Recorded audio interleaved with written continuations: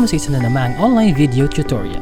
For today, ipapakita ko naman sa inyo kung paano bayaran ang inyong Panelco 3 electric bills gamit naman ng GCash. Napakabilis lamang nito, it will be done in just 2 minutes, kaya umpisahan na natin. Kunin nyo na ang inyong mga mobile phone at i-open ang GCash App.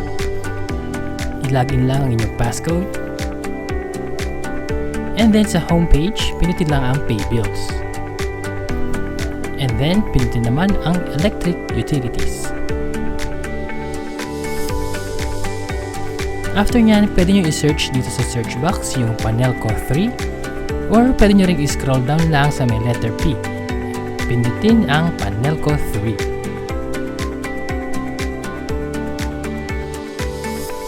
After that, unang hahanapin sa inyo ay inyong account number. Ang account number ninyo ay matatagpuan sa pinakataas ng inyong electric bill. Susunod naman ay ang account name. Ang ilalagay sa account name ay kung anong pangalan na nakalagay sa inyong bill, hindi yung pangalan ng may-ari ng GCash. Susunod naman ay yung amount. Lagay nyo lang sa amount pati yung centavos. Pwede nyo nang i-skip itong email kasi optional lang naman yan. Pindutin nyo lang yung next.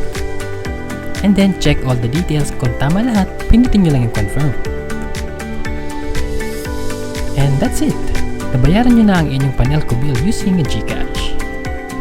Paalala lang na kapag magbabayad kayo online, dapat bayaran nyo ito before the due date. At least 1 day.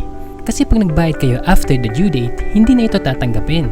At kailangan nyo na pumunta sa mismong Panelco office. So, that's all for today. Sana may natutunan kayo. Thank you and God bless.